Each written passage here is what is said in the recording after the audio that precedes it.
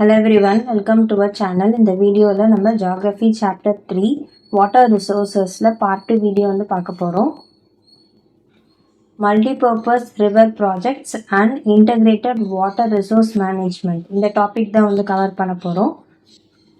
So last வீடியோவில் வந்து நம்ம பார்த்துருப்போம் conservation and managing of water resources பற்றி வந்து நம்ம டீட்டெயிலாக வந்து பார்த்துருப்போம்.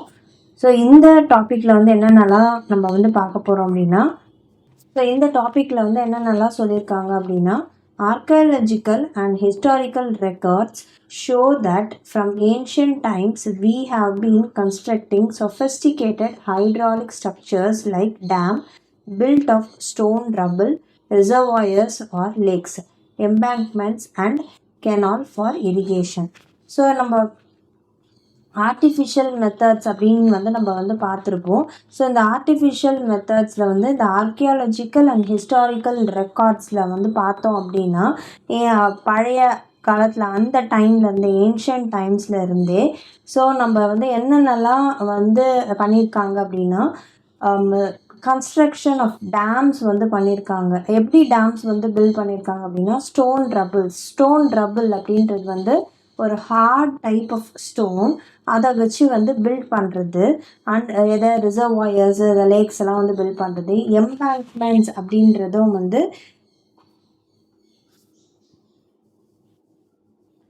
அதுவுமே வந்து ஒரு ஸ்டோன் வால் தான். எதுக்காகனா ரிவர் இல்லாட்டினா ரிவர் இதெல்லாம் வந்து ஸ்டாப் பண்ணுறதுக்காக ஒரு ஸ்டோனால் செய்யப்பட்ட ஒரு வால். எதுக்காக அப்படின்னா, நம்ம அதாவது தண்ணி வந்து நிறைய உள்ளே வராமல் அதை வந்து கண்ட்ரோல் பண்ணி கட்டுற மாதிரி செய்யறது. அண்ட் கெனால்ஸ் ஃபார் எதுக்காகனா இரிகேஷன் பர்பஸ்க்கு.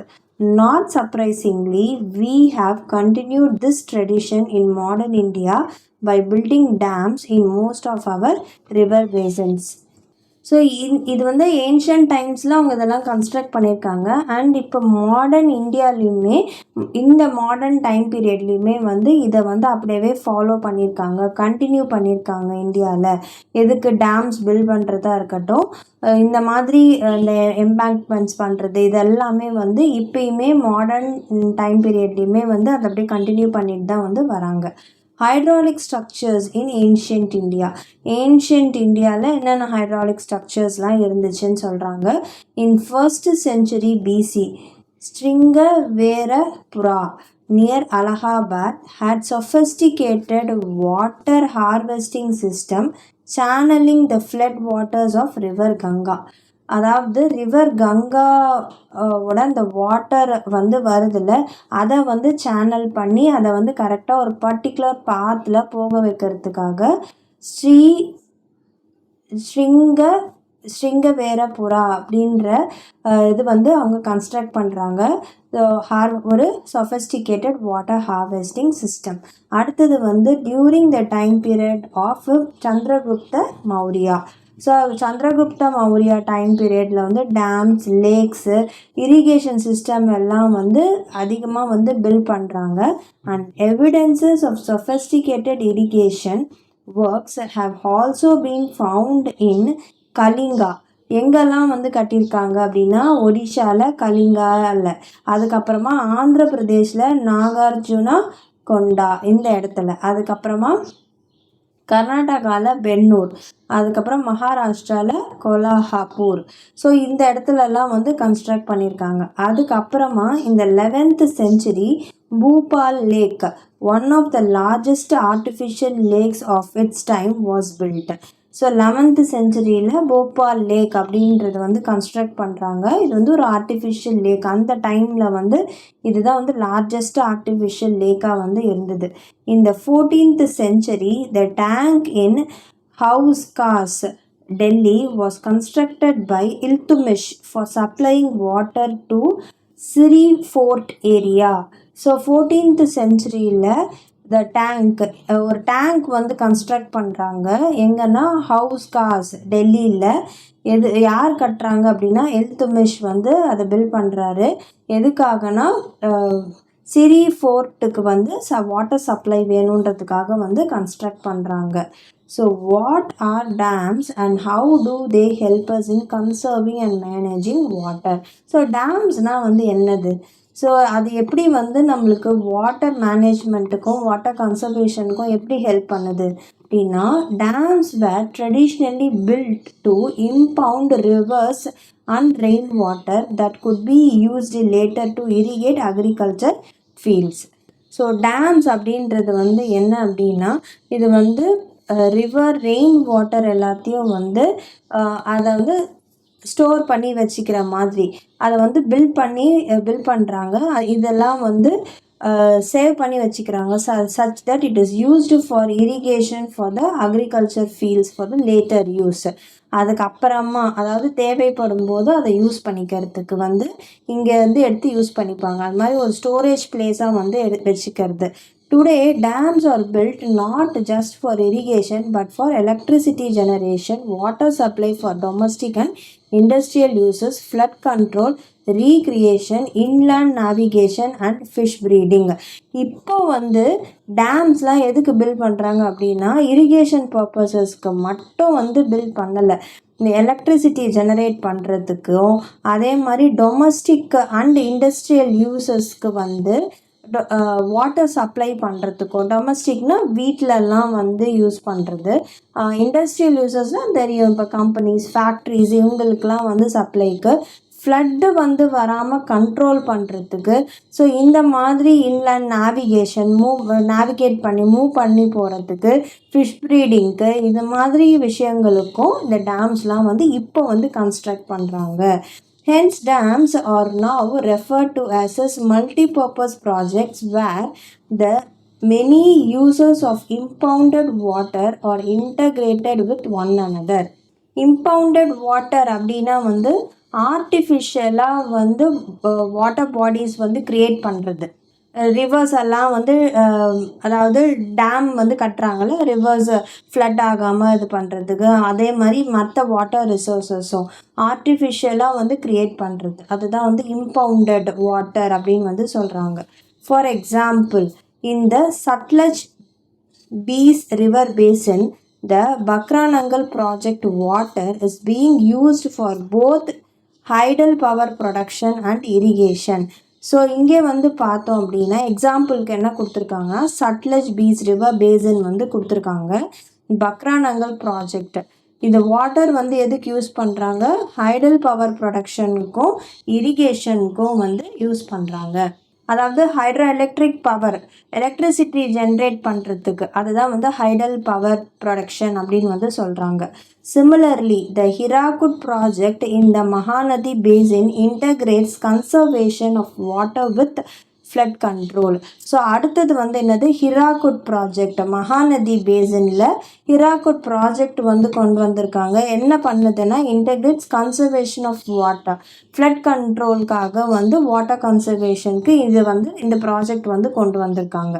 Multi-purpose projects launched after independence with their integrated water resource management approach were thought of as the vehicle that would lead the nation to development and progress, overcoming the handicap of its colonial past.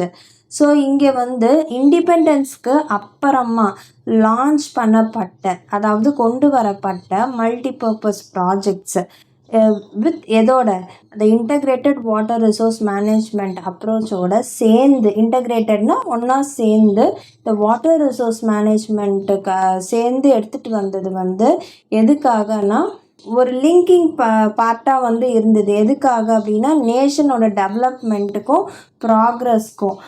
எதுக்காகனா, அந்த colonial past, அதாவது colonial பாஸ்ட்னா நம்ம British வந்து இந்தியாவுக்குள்ளே இருந்து அதனால் ஏற்பட்ட அந்த அந்த அந்த இழப்புகள் எல்லாத்தையும் வந்து சரி பண்ணுறதுக்கு இது வந்து ஒரு யூஸ்ஃபுல் திங்காக இருக்கும் அப்படின்னு வந்து நினச்சாங்க. Jawaharlal Nehru proudly proclaimed the dams as the temples of modern India. Jawaharlal Nehru வந்து என்ன சொல்கிறாரு, டேம்ஸ் தான் வந்து மாடர்ன் இந்தியாவோட டெம்பிள் அப்படின்னு வந்து சொல்கிறாரு. The reason being that it would integrate development of agriculture and the village economy with the rapid industrialization and growth of the urban economy. ஏன்னா இது என்ன பண்ணும், இது தண்ணி இருந்துச்சு அப்படின்னா அக்ரிகல்ச்சர் வந்து நல்லா டெவலப் பண்ண முடியும். அக்ரிகல்ச்சர் டெவலப் ஆச்சுன்னா ரா மெட்டீரியல்ஸ் வந்து நம்மளுக்கு நிறைய வந்து கிடைக்கும். ஸோ ரா மெட்டீரியல்ஸ் இருக்கும் போது அதனால் இண்டஸ்ட்ரியலைசேஷனும் ரேப்பிடாக வந்து அதிகமாகும். ஸோ அர்பனைசேஷனும் வந்து அதிகமாகும். ஸோ இதனால நல்ல எக்கனாமி, இந்தியன் எக்கனாமி வந்து இன்க்ரீஸ் ஆகும் அப்படின்னு வந்து சொல்கிறாரு. In recent years, multi-purpose projects and large dams have come under great scrutiny and opposition for a variety of reasons. ஆனால் இப்போ வந்து ரீசன்ட் டைம்ஸில் என்ன ஆயிடுச்சுன்னா, இந்த மல்டிபர்பஸ் ப்ராஜெக்ட் இப்போ பார்த்தோம்ல, இதெல்லாமே வந்து அண்ட் லார்ஜ் டேம்ஸ் இது எல்லாமே வந்து நிறைய ப்ராப்ளம்ஸில் வந்து வந்துருச்சு. அண்ட் அதனால் நிறைய அப்போசிஷனும் இருக்குது நிறைய ரீசன்ஸ்னால. Regulating and damming of rivers affect their natural flow, causing poor sediment flow and excessive sedimentation at the bottom of the reservoir. So regulate பண்ணுறதும் சரி, ரிவர் டேம்ஸ் வந்து கட்டுறதா இருக்கட்டும், இந்த ரிவர்ஸ்லேருந்து வர அந்த தண்ணினால. ஸோ இங்கே என்ன ஆகுது அப்படின்னா அதோட நேச்சுரல் ஃப்ளோவை வந்து அஃபெக்ட் பண்ணிடுது. அதே மாதிரி இதனால என்ன ஆகுது, புவர் செடிமெண்டேஷன் வந்து ஆகுது. அண்டு இல்லாட்டினா எக்ஸசிவ் செடிமெண்டேஷன் வந்து ஆகுது. அதாவது ரிசர்வாயர்ஸோட அடிப்பகுதியில் வந்து நிறைய தங்கிடுது அப்படியே.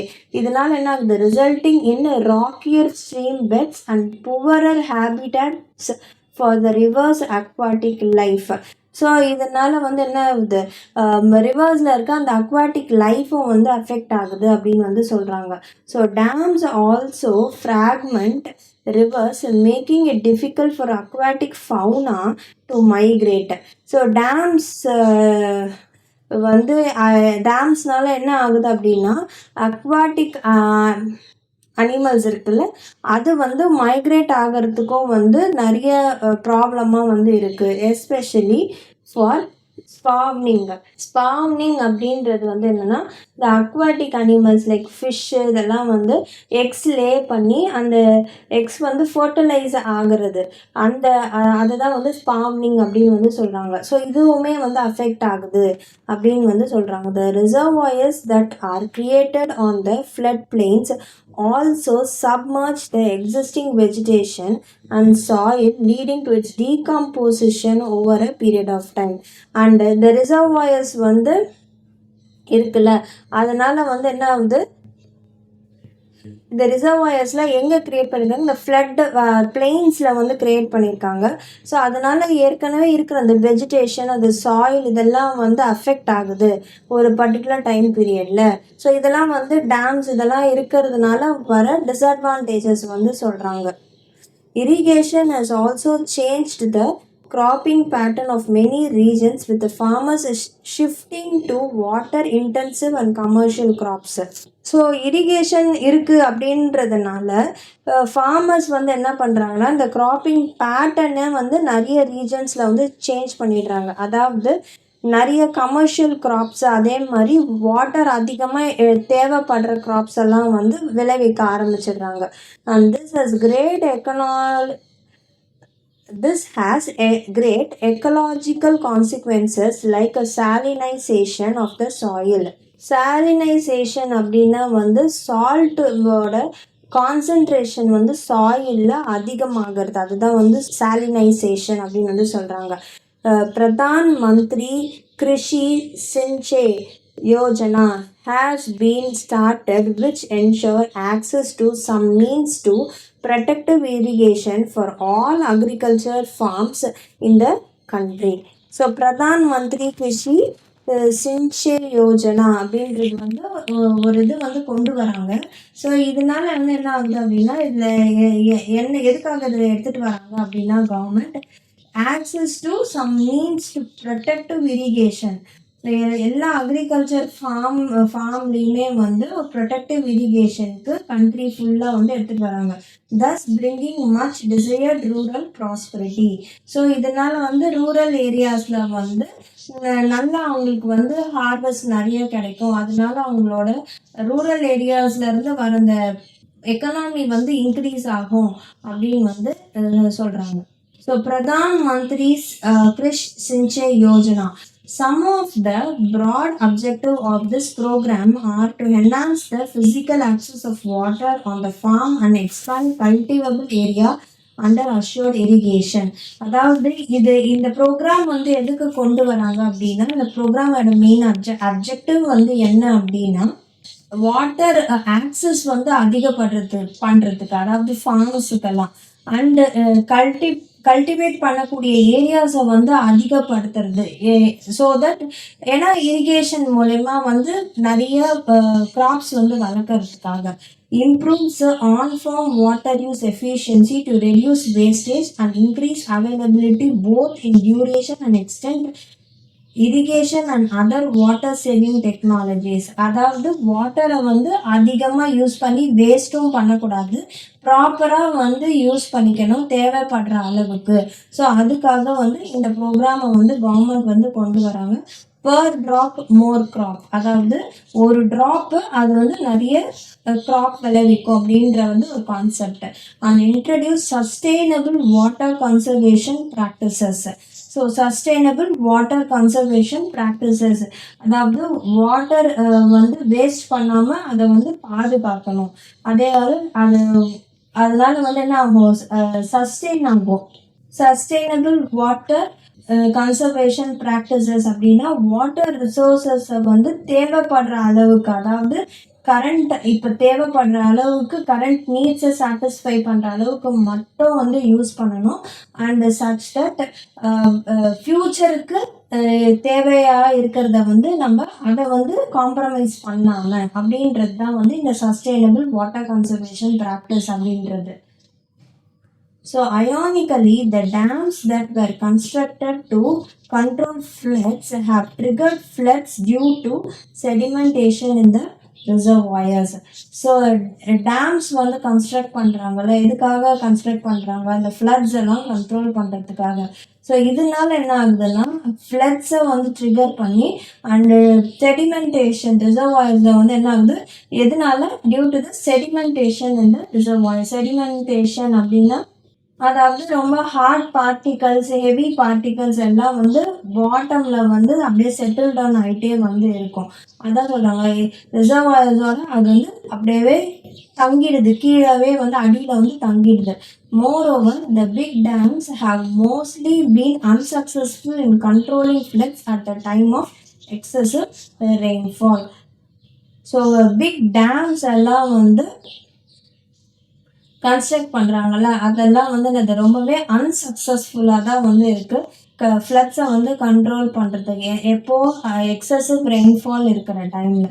So these floods not only devastated life and property but also cause excessive soil erosion. So இந்த ஃப்ளட்ஸ் எல்லாம் என்னவாகுது அப்படின்னா லைஃப் அண்ட் ப்ராப்பர்ட்டி மட்டும் வந்து ஃப்ளட்னால வந்து அழிஞ்சு போல, பட் ஆனால் சாயிலும் வந்து எரோட் ஆகுது.